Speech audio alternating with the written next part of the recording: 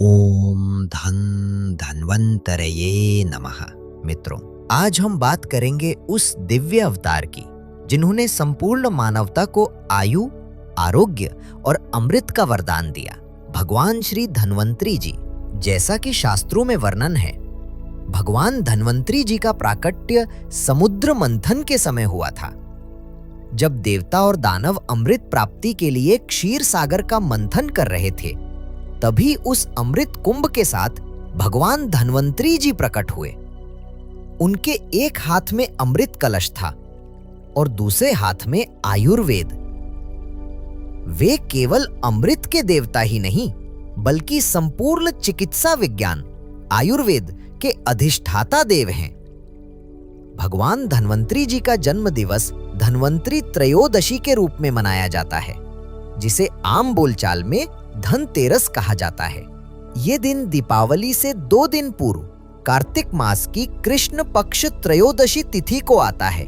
शास्त्रों के अनुसार इस दिन धन्वंतरी भगवान का स्मरण करने से शरीर, मन और आत्मा तीनों का कल्याण होता है। इसी पावन तिथि के अवसर पर आदरणीय गुरुवर्य वैद्य पाचा भाई दमनिया जी द्वारा गुजरात में आयोजित धन्वंतरी उत्सव से प्रेरित होकर हम श्री हरि आयुर्वेद धाम पटियाला में भी प्रतिवर्ष की भांति इस वर्ष भी धन्वंतरी यज्ञोत्सव का आयोजन कर रहे हैं। इस वर्ष धन्वंतरी यज्ञोत्सव का आयोजन रविवार 19 अक्टूबर 2025 को प्रातः 6 बजे से आरंभ होगा। स्थान श्री हरि आयुर्वेद धाम पटियाला।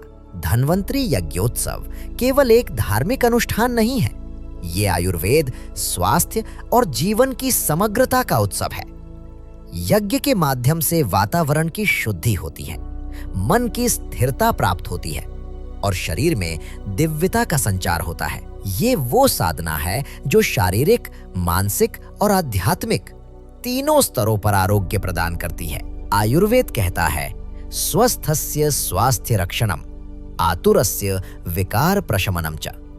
अर्थात स्वस्थ व्यक्ति का स्वास्थ्य बनाए रखना और रोगी व्यक्ति के रोगों का निवारण करना, यही आयुर्वेद का उद्देश्य है। भगवान धन्वंतरी जी इस महान विज्ञान के प्रथम आचार्य माने जाते हैं। काशेय वंश में महाराज धन्व हुए। उन्होंने संतान प्राप्ति के लिए भगवान धन्वंतरी जी की उपासना की। भगवान धन्वंतरी जी ने प्रकट होकर दर्शन दिया और उनके वहां पुत्र के रूप में अवतरित हुए। उन्होंने आयुर्वेद को 8 अंगों में विभाजित किया।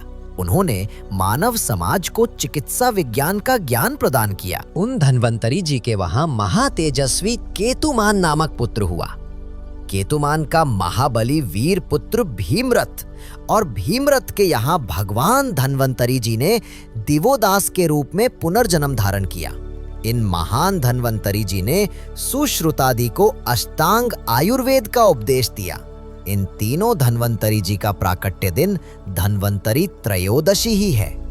गुरुवार का दिन हस्त नक्षत्र एवं अभिजीत मुहूर्त में तीनों धन्वंतरी जी ने आयुर्वेदावतार धारण करके आयुर्वेद का प्रवर्तन एवं प्रचार प्रसार किया। श्री हरि आयुर्वेद धाम का ये प्रयास है कि इस यज्ञोत्सव के माध्यम से आयुर्वेद का ये दिव्य संदेश पुनः जन जन तक पहुंचे। आप सभी से निवेदन है कि इस पावन यज्ञ में सम्मिलित होकर अपने जीवन में आरोग्य, समृद्धि और दिव्यता का आशीर्वाद प्राप्त करें। जो भी सहभागी बनना चाहते हैं, कृपया अपनी निःशुल्क रजिस्ट्रेशन अवश्य करवाएं। संपर्क करें 8426 828 282। आप कॉल या व्हाट्सएप के माध्यम से रजिस्टर कर सकते हैं। आइए मिलकर इस धन्वंतरी त्रयोदशी पर भगवान धन्वंतरी जी से प्रार्थना करें कि हम सबको दीर्घायु, उत्तम स्वास्थ्य और निरोगी जीवन का आशीर्वाद प्राप्त हो। जय धन्वंतरी, जय आयुर्वेद।